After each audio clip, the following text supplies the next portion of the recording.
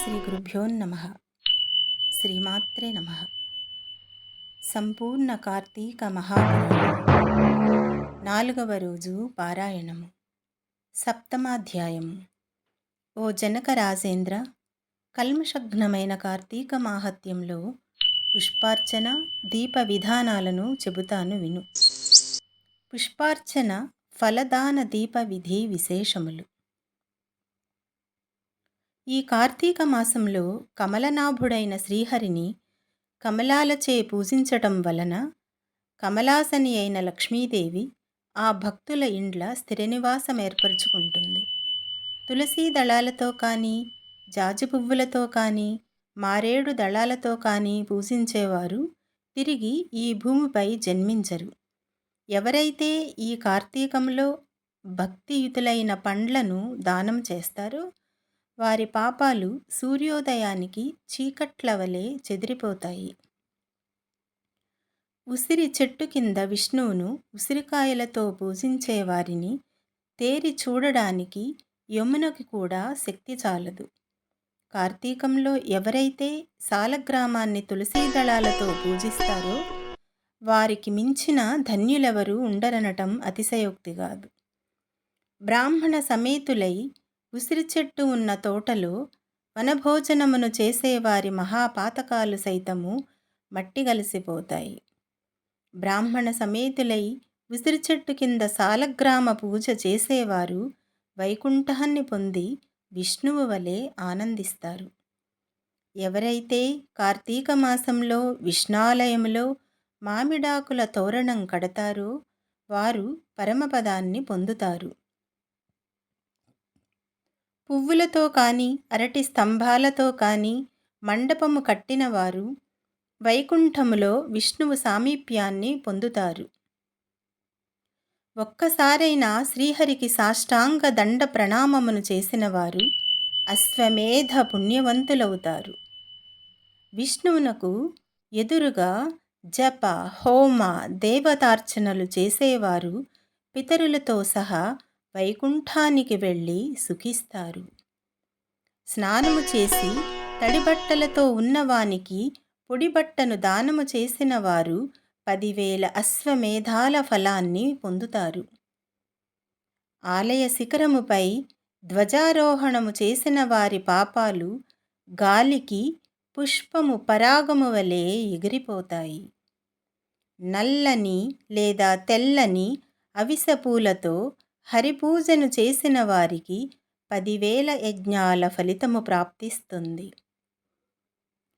కార్తీక మాసమందు ఏ స్త్రీ అయితే బృందావన గోమయంతో అలికి పంచరంగులతోనూ శంఖ, పద్మ, స్వస్తికారి నందాదీపాన్ని అర్పించటం వలన కలిగే పుణ్యాన్ని 1000 నోళ్ల ఆదిశేషుడైనా పొగడలేడు. ఈ కార్తీక మాసములో శివుని జిల్లేడు పూలతో పూజించిన వారు దీర్ఘాయువై అంత్యాన మోక్షాన్ని పొందుతారు. విష్ణువాలయంలో మండపాన్ని అలంకరించిన వారు హరి మందిరములో చిరస్థాయిగా ఉంటారు.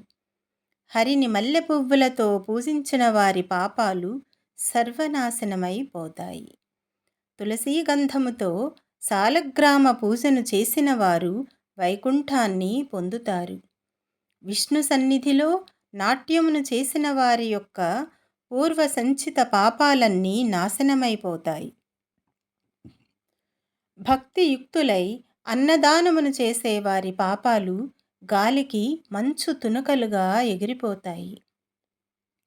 ప్రత్యేకించి కార్తీక మాసంలో నువ్వుల దానము, మహానదీ స్నానము, బ్రహ్మపత్ర భోజనము, అన్నదానము ఈ 4 ఆచరించటం ధర్మముగా చెప్పబడుతూ ఉన్నది. స్నానదానాదులను ఆచరింపని వారు, లోభి అయి యథాశక్తి చేయని వారు 100 జన్మలు కుక్కగా పుట్టి కడపట చండాల యోనిని జన్మిస్తారు. కార్తీక వ్రత శూన్యులు మరు జన్మలో గాడిదగా పుట్టి తదుపరి 100 పుట్టుకలు సునకయోనిని జన్మిస్తారు. కార్తీక మాసములో శ్రీహరిని కదంబ పుష్పాలతో పూజించిన వారు ఆ సూర్యమండలములోనే నివసిస్తారు. ఓ జనక మహారాజా, కార్తీక మాసంలో ఎవరైతే అవిస పువ్వుల మాలను తాము ధరించి తదుపరిని అవిస పువ్వుల మాలికలతో శ్రీహరిని పూజిస్తారో వారు స్వర్గాధిపతులవుతారు. మాల్యములు, తులసీదళాలతో విష్ణువుని పూజించే వనితలు వైకుంఠాన్ని పొందుతారు. ఇంకొక్క సూక్ష్మాన్ని చెబుతాను విను. ఆసక్తులైన వారు శ్లోకం ఏమి చెప్పినదనగా మనకు కార్తీకే భానువారేతు స్నానకర్మ సమాచరేత్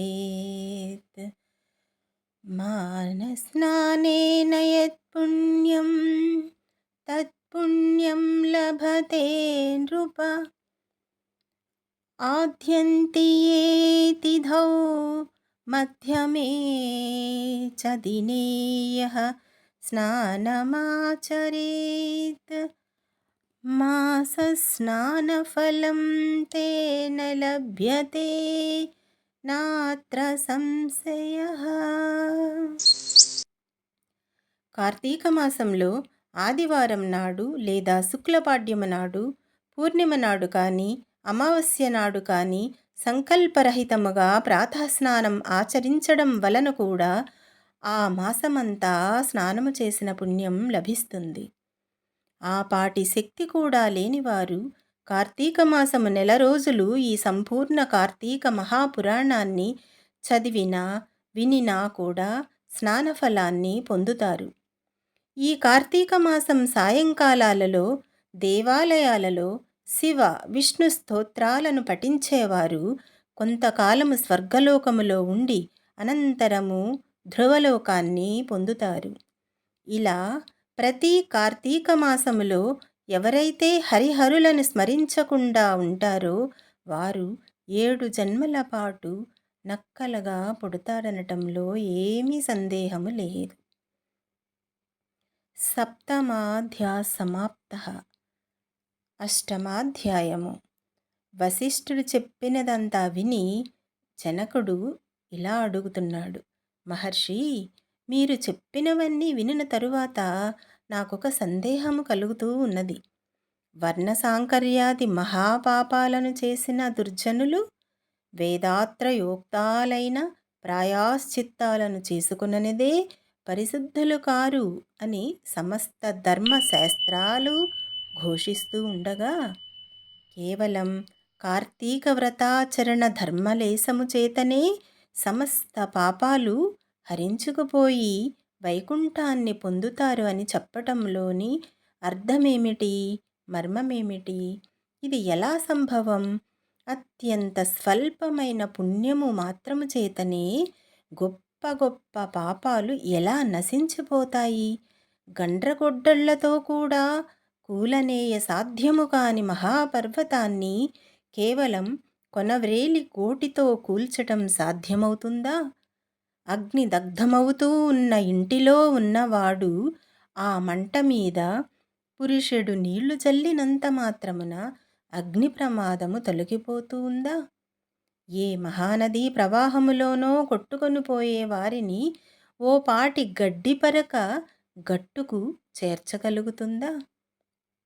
తనకు తానై కొండ చర్యలలోని ఏ లతా సూత్రాన్నే పట్టుకున్నంత మాత్రము చేతనే నదీపాత వేగాన్నుంచి సంరక్షింపబడతాడా? ఓ వశిష్ఠ, ఈ విధమైన దృష్టాంతాల రీత్యా మహాపాపులైన వాళ్ళు సహితము అతి స్వల్ప కార్యమైన కార్తీక వ్రతాచరణము వలన పాపరహితలు పుణ్యాత్ములు ఎలా అవుతారు? వీటికి సమాధానమేమిటి? జనకుడు ప్రశ్నకు జ్ఞానహాసమును చేస్తూ ఇలా చెప్పసాగాడు వశిష్ఠుడు. జనకుని ప్రశ్నలకు వశిష్ఠుని జవాబు. వశిష్ఠువాచ, మంచి విమర్శే చేశావు మహారాజా, చెబుతాను విను. ధర్మాన్ని సూక్ష్మముగా చింతించాలే కానీ స్థూల రూపాన్ని మాత్రమే ఆలోచించకూడదు. అదీకాక వేద శాస్త్ర పురాణాలన్నీ కూడా అనేక ధర్మ సూక్ష్మాలను మనకు అందిస్తూ ఉన్నాయి. ఆయా ధర్మ సూత్రాల వలన కొన్ని పర్యాయాలలో గొప్ప గొప్ప పుణ్యాలు స్వల్పమైనవి కాను, స్వల్ప పుణ్యాలు గొప్పవిగాను పరిణమిస్తూ ఉంటాయి. ధర్మాలన్నీ గుణత్రయముతో కూడుకొని స్వల్ప సల్పతలను సిద్ధింపజేసుకుంటాయి. మూల ప్రకృతి అయిన మహామాయ కారణంగా సత్వర జస్తమస్సులనే 3 గుణాలు కూడా ఏర్పడతాయి. వీటిలో సత్వగుణ ప్రధానమైనది ధర్మ సూక్ష్మాలు. కర్మకాండ, తపస్సు, ప్రాయశ్చిత్తాలన్నీ కూడా రజోగుణం వలన ఏర్పడతాయి. తర్కము, దైవేతర చింతనతో సాగించే దైవీయ కృత్యాలు, ఆచరించే దానధర్మాలు ఇవన్నీ కూడా ధర్మం యొక్క స్థూల స్వరూపాలు. ఇవి తమోగుణము వలన ఏర్పడతాయి. వీటిల్లో సత్వగుణ ప్రధానముగా ఆచరించే ధర్మాలు స్వల్పముగా తోచినప్పటికీ దేశకాల యోగ్యతాదుల వలన విశేష ఫలితాలు ఇస్తాయి. దేశము అంటే పుణ్యక్షేత్రం, కాలము అంటే పుణ్యకాలము, యోగ్యత అంటే పాత్రత. బ్రహ్మజ్ఞత కలవారు ఈ మూడింటిని చింతించకుండా చేసే సర్వధర్మాలు తామసాలు. వీటి వలన పాపాలు నశించవు. కాబట్టి దేశకాల యోగ్యతలను విచారించి చేసేవే సత్వధర్మాలు. వీటిలో కొన్ని సమకూడి కొన్ని సమకూడక జరిపేవి రజోగుణ ధర్మాలని వేరే చెప్పనక్కర్లేదు కదా. జనకరాజా, అన్నింటికీ కర్మమే మూలము. ఎవరి కర్మను బట్టి వారికి ఫలితాలు ఉంటాయి. అయినప్పటికీ మనిషికి జ్ఞానము అనేది ఉన్నందువలన ఆచరించే ధర్మాలను పై మూడింటితో పోల్చుకొని ప్రయత్నపూర్వకముగానైనా ఆచరించాలి. ఈ విధంగా 3 కలిసి వచ్చినప్పుడు ఆచరించిన ధర్మము అక్షయ ఫలితాన్ని ఇస్తుంది. రాజా, పర్వతమంత ఎత్తు కట్టెలను పేర్చి వాటి మధ్య గురువిందగింజంత అగ్నికణాన్ని ఉంచితే ఆ అగ్నికణము ఆ కట్టెలనెలా కాల్చివేయగలుగుతుందో, సువిశాలమైన నట్టింట పెట్టిన నలుసంత దీపము ఆ ఇంటి చీకట్లనెలా తొలగిస్తుందో, గుండిగడు మురికి నీళ్లను ఒక్క ఇండుపగింజ ఎలా శుభ్రపరుస్తుందో, అదేవిధంగా తెలిసి కానీ తెలియక కానీ పుణ్యకాలములో, పుణ్యక్షేత్రములో పుణ్యమూర్తుల వలన ఆచరించే ధర్మము అనంత పాపాలను దగ్ధం చేసి మోక్షానికి మార్గాన్ని వేస్తుంది. ఇందుకు ఉదాహరణగా ఒక కథ చెబుతాను విను. అజామిళోపాఖ్యానము. బహుకాలం పూర్వం కన్యాకుబ్జ క్షేత్రవాసి సార్థక నామధేయుడు అయిన సత్యనిష్ఠుడనే బ్రాహ్మణునికి అజామిళుడనే కుమారుడు ఉండేవాడు. వాడు పరమ దురాచారుడు, దాసీ సాంగత్యపరుడు, హింసాప్రియుడుగా ఉండేవాడు. సాటి బ్రాహ్మణ కులములోని ఒకానొక దాసితో సాంగత్యము పెట్టుకొని తల్లిదండ్రులను మీరి ఆ దాసీదానితోనే భోజన శయనాదులన్నిటినీ నిర్వర్తిస్తూ తన కర్మలన్నింటినీ విడిచిపెట్టి కేవలం కామాంధుడై ప్రవర్తించసాగాడు. తద్వారా బంధువులంతా అతనిని వదిలివేశారు, కులము వారు వెలివేశారు. అందువలన ఇల్లు వదిలిపెట్టి పోవలసి వచ్చిన అజామిళుడు చండాలపు వాడలోని ఒకానొక దాసీదానితో కాపురము పెట్టి కుక్కలను, మృగాలను ఉచ్చులు వేసి పట్టుకునే వృత్తితో బతికే జనాలలో లీనమై మధుమాంస సేవనాలోలుడై కాలమును గడపసాగాడు. ఇలా ఉండగా ఒకనాడు అతని ప్రియురాలైన దాసీది కళ్ళు తాగడం కోసం తాడి చెట్టునెక్కి కమ్మ విరగటం వలన కింద పడి మరణించినది. అజామిళుడు అమితంగా దుఃఖించాడు. అప్పటికే ఆ దాసీదానికి యవ్వనవతి అయిన కూతురు ఉంది. మహాపాపాత్ముడు, మహాకామాంధుడు అయిన అజామిళుడు తనకి కూతురు వరుసని కూడా తలచకుండా ఆ పిల్లనే వరించి ఆమెతోనే ఉండసాగాడు. తన కూతురియందే అనేక మంది బిడ్డలను పొందాడు. కానీ వారందరూ కూడా పసికందులుగా కడతేరిపోగా కడకు పుట్టిన మిగిలిన బిడ్డకు నారాయణ అనే నామకరణం చేసి అత్యధిక ప్రేమతో పెంచుకోసాగాడు. తాను తింటున్నా, నిద్రిస్తున్నా, ఏం చేస్తున్నా సరే సతతం అతనినే స్మరించుకుంటూ నారాయణ, నారాయణ అని పిలుచుకుంటూ తన్మయుడవుతూ ఉండేవాడు. కాలము గడిచి అజామిలుడు కాలము చేసే సమయము ఆసన్నమైనది. వృద్ధాప్యం దరిచేరినది. అతడిలోని జీవుని తీసుకొని పోయేందుకు ఎర్రని గడ్డములు, మీసములు కలిగి చేత దండ పాశాలను ధరించిన భయంకర రూపులైన యమదూతలు వచ్చినారు.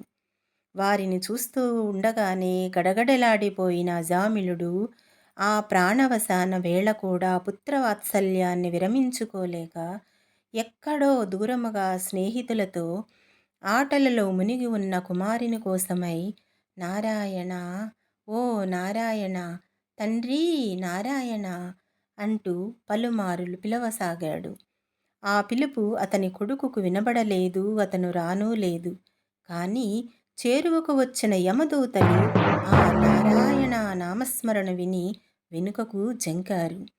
అదే సమయంలో అక్కడికి ఆవిష్కృతులైన విష్ణుదూతలు, ఓ యమదూతలారా, అడ్డు తొలగండి, ఇతడు మాచే తీసుకొని పోబడదగినవాడే కాని మీరు తీసుకొని వెళ్ళదగినవాడు కాదు అని హెచ్చరించారు.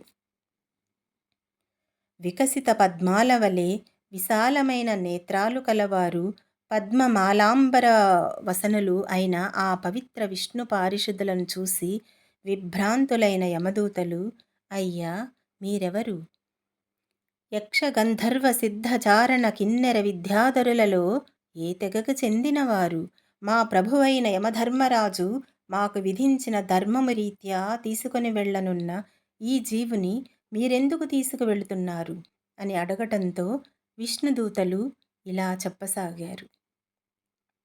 ఏవం శ్రీస్కాంద పురాణాంతర్గత కార్తీక మహాత్మ్యే సప్తమ అష్టమాధ్యాయౌ 4వ రోజు పారాయణము సమాప్తము.